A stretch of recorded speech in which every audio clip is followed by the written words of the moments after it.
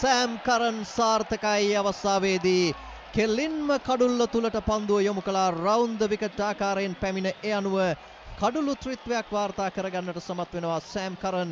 මින් පෙර එක් එංගලන්ත දසුන් චාන ක්‍රීඩා පිටින් ඉවත් කිරීමත් මම හිතන්නේ ඉතාමත් හොඳ පන්දුවක් මේ දක්වා සෑම් කරන් ක්‍රියාත්මක කළා.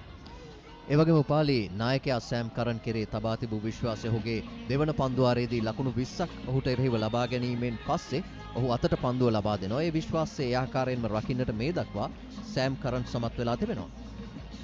තවත් පන්දු 8ක් පමණයි ශ්‍රී ලංකා කණ්ඩායමට ඉතුරු තිබෙන්නේ උන්ගේ ඉනිම අවසන් කරන්නට. නමුත් මේ දක්වා මේ ලකුණු පූර්ව විමසා බැලීමේදී ශ්‍රී ලංකා කණ්ඩායමට සෑහීමකට පත්වන්නට බෑ ප්‍රබල එංගලන්ත පිතිකරු බලෑනියට එරෙහි. ඒ වගේම එංගලන්ත ප්‍රේක්ෂකයන් බොහොම විනෝදශීලීව මේ තරඟය නරඹන ආකාරය අපි දකින්නේ. ඔවුන් ඉතාමත්ම සැහැල්ලුවෙන් මේ තරඟ නැරඹීම කෙරෙහි එකතු වී තිබෙනවා. ඔවුන්ට කවුරු දස්කම් දැක්වත් ඔවුන්ගේ අත්පොළ සන්නාදය ලබා දෙනවා. නැවත වරක් මේ අනුව පිට කඩුළු දෙකක් ලබා ගන්නට සමත් වෙනවා සෑම් කරන්. ඒ අනුව ඔහු කඩුළු ත්‍රිත්වයක් අභියස දැවි යන පිතිකරුවා බවට පත් වෙන්නේ මහේෂ් තීක්ෂණ.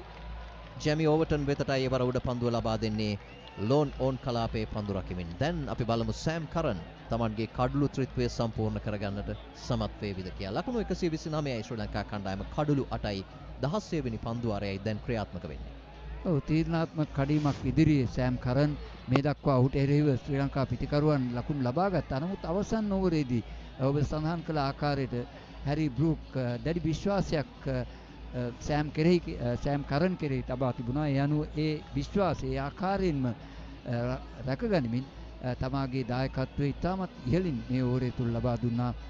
දැන් ඔහු කඩුළු ත්‍රිත්වයක් අභියස සිටින්නේ. බලමු ඔහුට හැකියාව ලැබේවිද ඒ කාර්ය ඉටු කරන්න. සෑම් කරන් සාර්ථකයි අවස්ථාවේදී කෙලින්ම කඩුල්ල තුලට පන්දුව යොමු කළා. රවුන්ඩ් ද විකට් ආකාරයෙන් පැමිණ ඒ අනුව කඩුළු ත්‍රිත්වයක් වාර්තා කරගන්නට සමත් වෙනවා සෑම් කරන්.